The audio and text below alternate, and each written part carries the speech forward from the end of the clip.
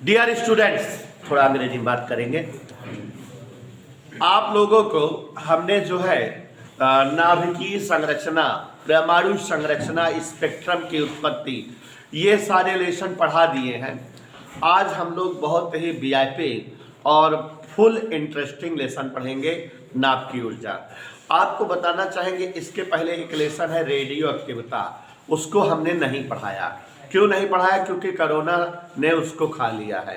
Radio एक्टिविटा बड़ा बढ़िया lesson था, लेकिन बिना हमको बताई कि कोरोना की वजह से लेसन कट गया है और हम बिना एक बात बहुत मानते हैं, इसलिए उसको छोड़ दिए। तो नाभिकीय ऊर्जा ये लेसन अगर पढ़ा दूं तो इसके बाद एक ही लेसन आपका सेकंड पेपर का अंतिम सिरे का बचेगा, जिसका नाम है अर्धचालक। और आप समझ रहे हो कि दिसंबर के महीने में फिर इस टाइप का लेसन, इधर के लेसन समाप्त हो जाएंगे। हम फिर बैक करेंगे जो है आपको तरंग और प्रकाश की ओर। ठीक है, तो तरंग तो आप सभी पढ़े हो, प्रकाश पढ़ोगे, प्रकाश तो रिवाइज हो जाएगा, हमारा पूरा खत्म हो जाएगा। और अगर आप सीरियसली चला जाए, एक्स्ट्रा क्लासेस मिलती रहें, तो भगवान के हिसाब किताब से दिसंबर में कोर्स हमारा खत्म हो जाएगा पूरा। फर्स्ट पेपर पढ़ाए हुए हैं ना, तो सेकंड पेपर में केवल एक पार्ट इसके बाद बचा है अर्धचालक। जानकारी दे दे रहा हूं कि आप अपने कोर्स तक भी जानकारी रखो। जनवरी तक आप लोग पढ़िएगा, सभी लोग जो शुरू से मेरे साथ हो, क्योंकि जनवरी के महीने में जो एक आध लेसन बचे रहेंगे उनको पढ़ाएंगे, फर्स्ट पेपर का प्रत्यावर्ती धारा वगैरह, और फुल अंशाब लगवाएंगे। अंशाब लगवाने से बेटा दो फायदे होंगे, एक तो रिपीट हो जाएगा, एक तो अच्छे से तैयार हो जाएगा। हम सैटरडे संडे वाला प्लान कैंसिल करके डायरेक्टली एक तरफ से अंशाब लगवाएंगे, रोज पूरा। एक महीने में हमारे ख्याल से 10-15 दिन में अंशाब लग जाएगा। एक दो चैप्टर आपकी फरमाइश का पढ़ा दूंगा जो कोई कहेगा, और फिर फरवरी में बंद नहीं होगी कोचिंग, लेकिन हाँ जो शुरू से पढ़ रहे हैं वो चाहेंगे तो घर बैठ सकते हैं। ठीक है, बाकी हम पीछे का पढ़ाना शुरू करेंगे। जो बच्चे लेट लपेट आए हैं वो अपना पढ़ते रहेंगे, या जो चाहेंगे कि नहीं हम क्लास लेते रहें, नहीं घर बैठेंगे भूल जाएगा, तो पढ़ते रहेंगे, कुछ ना कुछ फायदा ही होता रहेगा। ठीक, क्योंकि बेटा अगर गैप बहुत मिल जाता है तो जो पढ़े रहे सब भूल जाता है। तो मेरे ख्याल से कोर्स सब सही चल रहा है, अभी कोई खत्म नहीं कर पाया है, ये जान लो। नाभिकीय ऊर्जा परमानेंट पढ़ाने का ये फर्क है। इस बार ज्यादा क्लासेस भी नहीं ले पाएंगे एक्स्ट्रा, लेकिन फिर भी नाभिकीय ऊर्जा। देखो बच्चों, सबसे पहले आज हम लोग जो है मिलेंगे एक फेमस साइंटिस्ट, यशपाल के चाचा भी थे, अल्बर्ट आइंस्टीन से। अल्बर्ट आइंस्टीन के बारे में ये प्रचलित है कि he was the most talented person of the world who used his mind more than other person of the world। देखो हमारी अंग्रेजी आजकल थोड़ा सा तेज हो रही है आप लोगों के साथ। ये हर सुबह सिखाती है हमको इंग्लिश, शाम को 15 मिनट पढ़ाती है पर डे ऑनलाइन, तो अंग्रेजी मेरी तेज हो रही है। बताया मैंने जैसे कि अल्बर्ट आइंस्टीन एक ऐसे बंदे थे संसार के जिनके बारे में कहा जाता है कि जो अपने दिमाग का प्रयोग अपने जीवन काल में अन्य व्यक्तियों की अपेक्षा ज़्यादा किए हैं। ये बहुत टैलेंटेड पर्सन थे सिद्धार्थ जी। माना यह जाता है कि मनुष्य जब से पैदा होता है और जब तक मरता है, माने संपूर्ण जीवन काल में उसके दिमाग का यूज होता रहता है। वो अपने दिमाग का प्रयोग पैदा होने से लेकर के अंत काल तक करता रहता है। और ये जो है तमाम व्यक्तियों के मस्तिष्क का मरने के उपरांत पोस्टमार्टम वगैरह के दौरान डॉक्टर ने जो है चीर फाड़ करके ये कैलकुलेट किया है कि आमतौर पर जो हम आप मनुष्य के रूप में है विक्रांता जी, पूरे जीवन काल में अपने पूरे के पूरे मस्तिष्क का मोस्टली ये 2.25%, 1.25% से लेकर के 2.25% तक का ही इस्तेमाल कर पाते हैं। 98% दिमाग हमारा अनटच बचा रहता है, माने जिसका हम जो है यूज ही नहीं कर पाते हैं। 98% दिमाग का इस्तेमाल हम नहीं कर पाते हैं। केवल -2.25% से लेकर 2.25% तक के ही दिमाग का इस्तेमाल हम अपने पूरे जीवन काल में करते हैं। मतलब 100 रुपया अगर आए तो हम केवल 2 रुपया खर्च कर पाई थी, 98 रुपया हमारा अनटच बचा रह जाता है। सोच लीजिए, अगर जो है दिमाग का इस्तेमाल मात्र हम इतने कर पाते हैं तो इसका मतलब हम दिमाग का कोई भी प्रयोग नहीं करते हैं। लेकिन जो साइंटिस्ट वगैरह होते हैं, जो विद्वान होते हैं, जो तमाम आविष्कार वगैरह करते हैं, वो 2.25 से 2.5 तक पहुंच जाते हैं। माने वैज्ञानिकों के दिमाग का जो है शोध किया गया तो ये पाया गया कि उनका मुश्किल से 2.5% तक का ही दिमाग पूरे लाइफ काल तक इस्तेमाल हो पाता है। लेकिन बच्चों, जब अल्बर्ट आइंस्टीन के मस्तिष्क का शोध हुआ उनके मरने के उपरांत, तो वो जो है 7% खर्च हो गया था। समझ लीजिए कि दुनिया में जितने भी बंदे थे सबका 3 गुना उन्होंने अपने दिमाग का इस्तेमाल किया था। भाई अगर 2 सवा 2 है तो ये लगभग 7 पहुंच गए थे।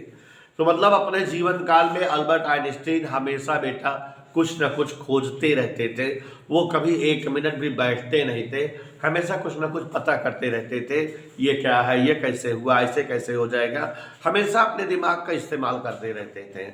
दुनिया में उनका दिमाग म्यूजियम में रखा गया था क्योंकि वो एक ऐसा दिमाग था जो अन्य दिमाग की अपेक्षा ज़्यादा यूज हुआ था।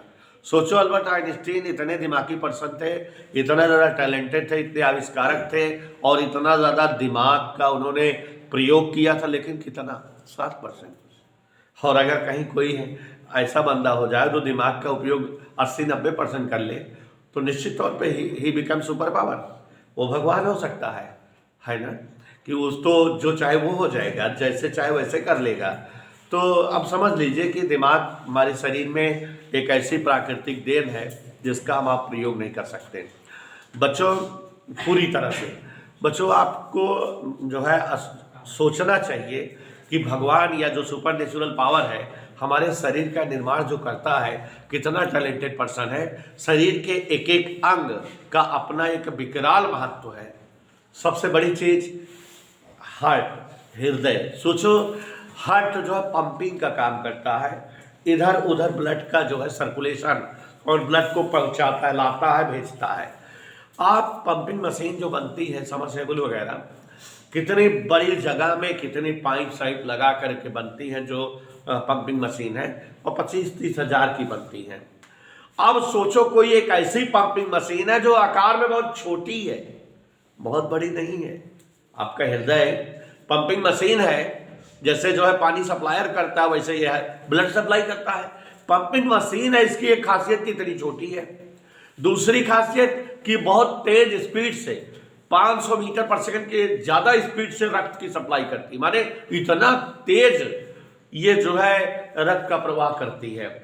पानी आपका जो है मुश्किल से 60-70 की स्पीड से सबमर्सिबल दे पाती है, और ये 500 से ज्यादा की स्पीड में ब्लड का जो है फ्लो बॉडी के पूरे अंगों में करती है। पहली चीज तो इतनी छोटी है, ब्लड का सर्कुलेशन बहुत तेज स्पीड में करती है।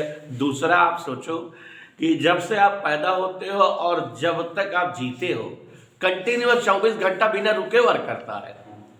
ऐसी मशीन है, ऐसी खासियत है। अगर साइंटिस्ट लोग इस तरह की मशीन बनाना चाहें कि जो बहुत छोटे साइज में हो, हार्ट की साइज में, हार्ट जैसा वर्क करती हो, और सबसे बड़ी खासियत कि ये जो है 70 साल 80 साल तक, जितना दिन तक आदमी जीता है, 80 साल तक बिना रुके कंटिन्यूअस 24 घंटा चलती रहे। ऐसी मशीन बनाना हो अगर, तो निश्चित तौर पर साइंटिस्टों को कैलकुलेशन है कि ऐसी मशीन बनाने में 20 बरस लगेंगे। 20 वर्षों में कहीं जाके ऐसी मशीन बन सकती है शायद, और उसकी लागत, उस मशीन की कीमत कितनी होगी अंदाजा नहीं लगा सकते आप लोग। खरबों मिलियन डॉलर होगी, मतलब बहुत ज्यादा कीमत होगी उसकी। चलो ठीक है, ये एक छोटा पार्ट है आपकी बॉडी का, कितना कीमती और कितना महंगा और कितना जटिल तरीके से बना है। ऐसे ही बच्चों, आप अगर अपने लीवर को देखो, लीवर एक ऐसा अंग या कृति, शरीर का सबसे बड़ा अंदरूनी अंग है, लेकिन एक ऐसा अंग है, बायो तो ज्यादा नहीं जानते हैं हम सीता जी, एक ऐसा अंग है जहां जो है 20,000 से ज्यादा केमिकल रिएक्शन होते हैं, रासायनिक क्रियाएं वहां बहुत होती हैं। विटामिन ए का संश्लेषण, विटामिन ए का पचाना, बी का, सी का, जी का सब, और जो है जो खाने में तमाम तरह के आप मटेरियल, तीखा मीठा की खट्टा, सबका पाचन करना, अम्लीय और क्षारीय माध्यम का डिस्करण करना, अलग करना, उसमें से विटामिन अलग करना, कचरा अलग करना, माने वहां पर 20,000 से ज्यादा रिएक्शंस होते हैं।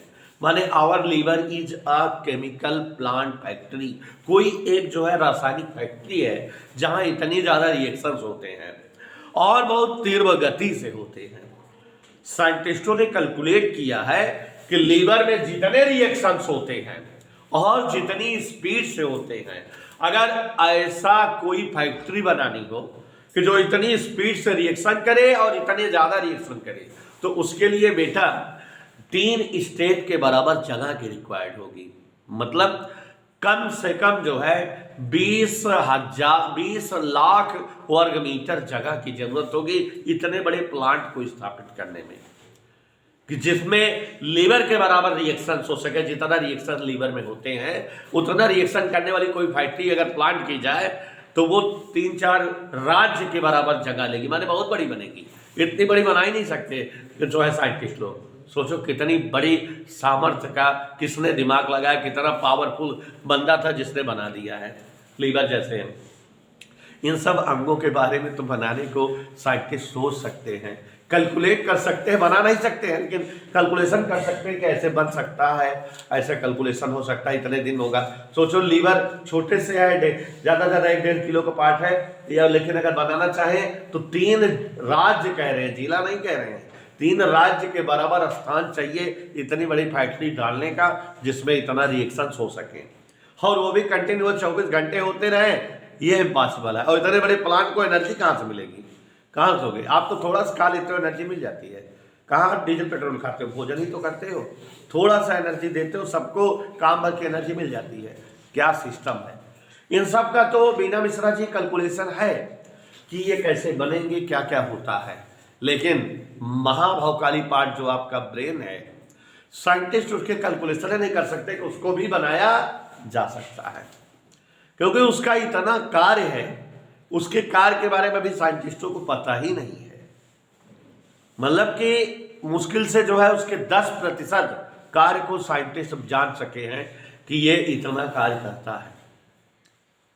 यहाँ पर याददाश्त का हिस्सा होता है, यहाँ से हार्ट की कंट्रोलिंग होती है, यहाँ से जो है हार्मोन की कंट्रोलिंग होती है, इस जगह जो है मस्तिष्क का हिस्सा है, यहाँ से जो है शरीर के और अंगों की कंट्रोलिंग होती है। यही तरह जान पाए हैं।